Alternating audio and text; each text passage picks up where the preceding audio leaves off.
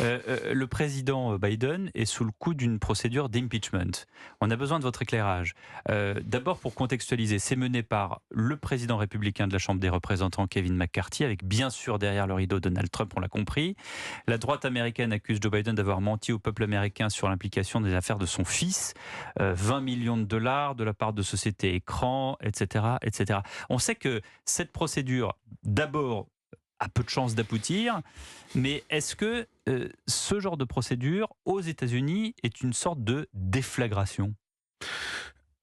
C Je pense que c'est une nouvelle tendance qui effectivement, ajoute encore est à la fois la conséquence de la polarisation croissante de la vie politique américaine et qui contribue encore plus à cette polarisation. Mmh. Ces ces procédures de mise en accusation, impeachment, étaient très exceptionnelles dans la politique américaine. Voilà, Il y en a eu, il y a eu Nixon, il y a bien eu sûr. Clinton, mais là, avec celle-ci, succédant à 2 procédures contre, Donald Trump, il y en a 2 fois. Mmh.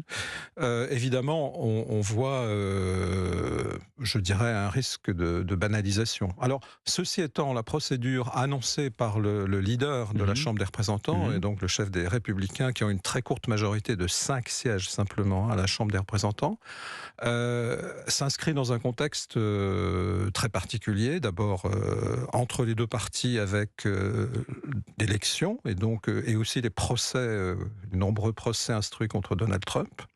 Donc peut-être quelque part un souci d'équilibrer dans l'image On a dans compris qu'on l'opinion. était en campagne, hein. Bon, Voilà, voilà. voilà.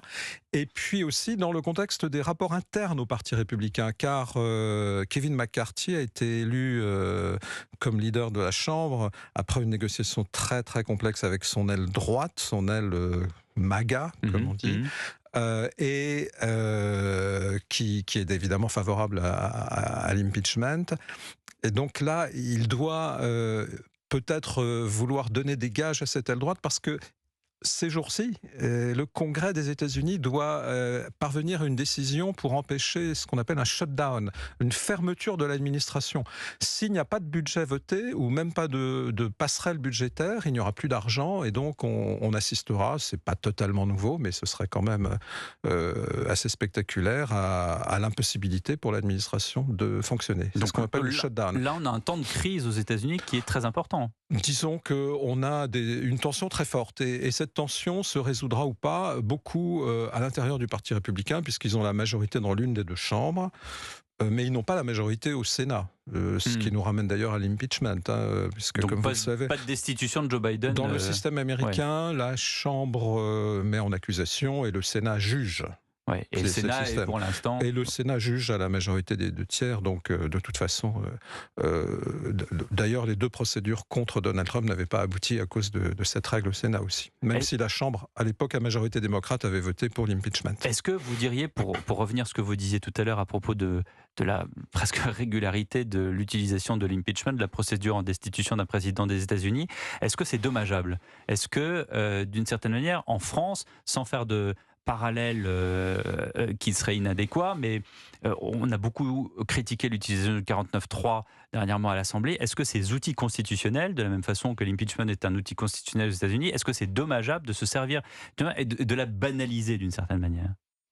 Moi, je ne ferai pas personnellement la comparaison avec le 49.3 parce que c'est vraiment quelque chose de très différent. Mais pour les États-Unis, je ne suis pas citoyen américain, mais vu comme observateur et ami, admirateur de la démocratie américaine et aussi d'une autre démocratie, et le sort de la démocratie américaine est important pour nous de ce point de vue-là. On va en parler après. Je Ouais. dirais oui, c'est sans doute préoccupant. Et C'est que sans doute pensent les gens, préoccupant. C'est- vous qui regardez bien sûr les médias américains? si je peux me permettre, je pense que c'est préoccupant, justement, parce que chez les gens, euh, c'est une conséquence de la radicalisation, mais ça va encore encourager la radicalisation. Ça remet une pièce dans la machine. C'est-à-dire? C'est-à-dire que ça risque de dresser l'un contre l'autre de manière de plus en plus difficile à défaire certains groupes importants dans la société Des groupes américaine. ethniques, des groupes Non, religieux? en Non. l'occurrence, bon, il y a parfois des facteurs ethniques ou religieux, mais des groupes de citoyens, Mhm. ceux qui soutiennent à fond Donald Trump, voire qui pensent encore